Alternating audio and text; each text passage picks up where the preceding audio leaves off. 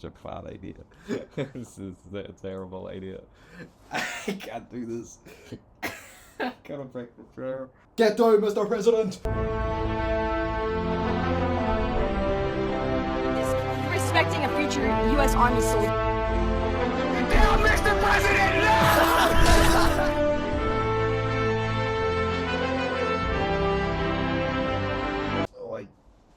no! I scraped something. Civil War, written and directed by Alex Garland. I was a bit annoyed talking about this because anytime I brought up this movie to somebody, they would go, "Oh, Captain America did it." No, this is a serious movie. I'd actually like Captain America Civil War. I think it's pretty good. Civil War, written and directed by Alex Garland. To me, Mr. Hit and Miss sometimes. I think he's a very, very good storyteller.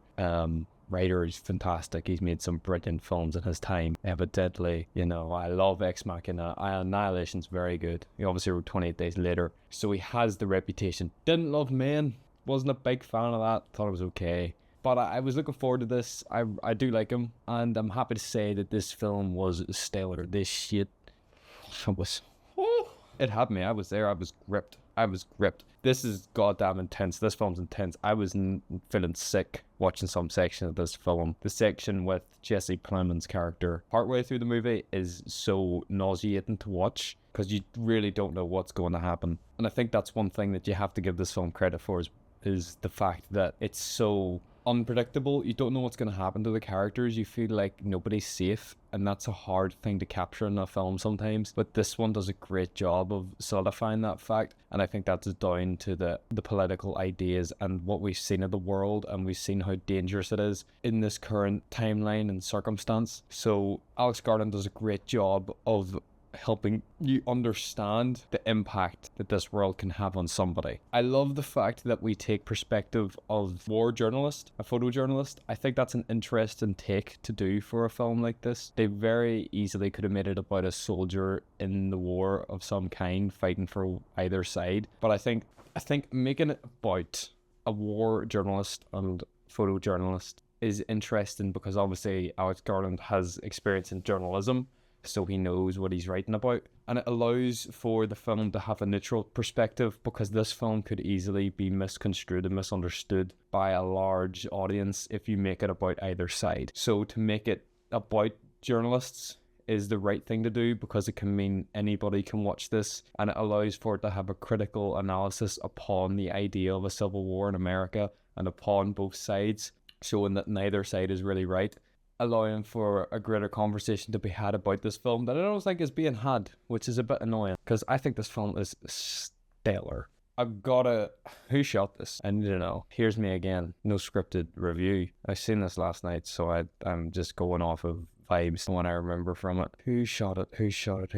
Rob Hardy shot this film. Oh, he's done like Annihilation and Ex Machina, so Rob Hardy shot this, a frequent collaborator with Alex Garland as it seems. This film is gorgeous. This film is so stellar to look at, honestly. Early shout for an Oscar nom. It's probably not going to get nominated for that, but it's so visually striking. There's a lot of imagery here that's really stuck with me and continues to stick with me. It's so clean, which is a weird thing to say. Alex Garland has this really clean visual style where everything just looks so pristine, and for something like this you feel like it shouldn't. You feel like it should be dirty and grimy and a bit sort of all over the place, but for this clean, pristine visual style, it works for this film really well, which is interesting because it really shouldn't. And I think the clean, pristine visual style allows for the more war-torn horror sort of imagery to be more striking and stand out more, thus having a greater impact upon the audience and its visual style.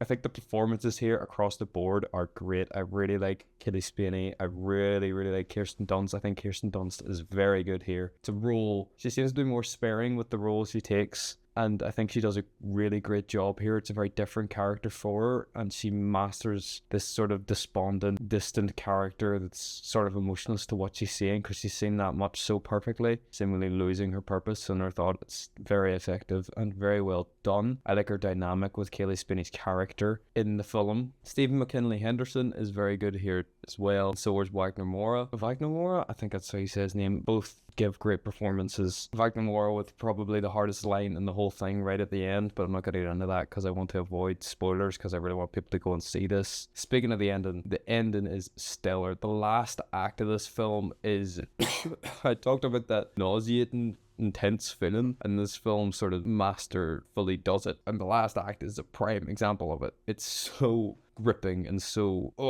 the whole time you're really just left there floored, jaw dropped, to be honest. I don't want to say too much about it and what happens in the last act, because the last act is, I just don't want to say much about it because I don't want to spoil it. The last act is probably my favorite section of the whole film, in all honesty. I didn't really expect what this would be. This is like a weird messed up road trip movie. One of the more morbid road trip films I've ever watched in my life, because this film is a road trip film. The plot, for me, witnessing this and its build-up, was kind of a bit loose, not really clarified hugely, which did make it a bit interesting for me, but I think leveled my expectations in a way, because going into this, my expectations weren't astronomically high. I was sort of level-headed about what I thought this film would be, and maybe that's why I enjoyed it so much, because the film stood out to me and blew me away that much, and I loved it that much, that it just worked for me. But I gotta say that for a lot of people, they might not agree with my strong positive opinion. I think people will be positive about this, but I have such a strong positive opinion because this film does so much that I love, especially with its visuals. As I've clarified, the visuals are just so brilliant, and it's a master of the rule of thirds.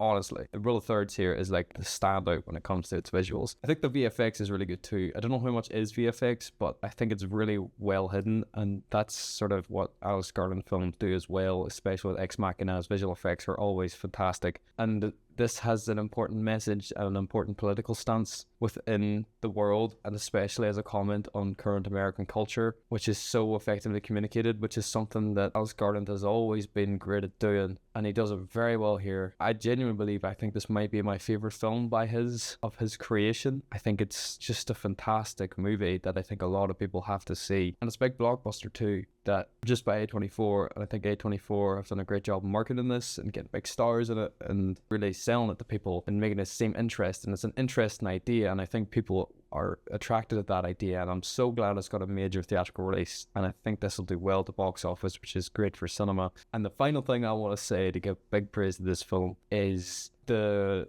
choice of the cameras showing the photos being taken as the film's going on. It's such a brilliant, interesting choice to me, because it really gives you that moment of just breath, and it really allows for the imagery of this film to hit you harder and stick with you, because the photos they take are never happy photos, bar maybe 3 or 4 when they're in the car at some point taken by Kaylee Spinney's character. They're all horrific photos of war, this made-up war, this non-existent one that Alex Garland has dreamed up, and it allows for this impact and this warning of this actually happened, what it would be like and how horrible it would be. So to see it was just interesting and fascinating to witness. I'm trying to think of some criticisms. I would say possibly it takes a wee bit to get going. It's not slow at the start, it keeps your interest throughout, but there is slower sections, but I think it's maybe intentional as the tension of the movie sort of builds as it goes on and you get deeper into it, eventually climaxing. It does kind of end abruptly as well, like it just ends, but the ending is great. I love the ending, but I thought there would be a bit after, like aftermath of the circumstance and the things that happened. There wasn't. It just, the whole movie just stops, and the final image of the photo coming, like appearing, was great. But I thought this was a really good movie, really good, one of the best of the year, up there with Dune 2. I don't know if it's above Dune 2, but I would recommend going to see this while it's in theaters, because I think this is a very theatrical film, and I don't have much else to say about it other than that. So yeah, that's that. Thanks for watching. See you when see you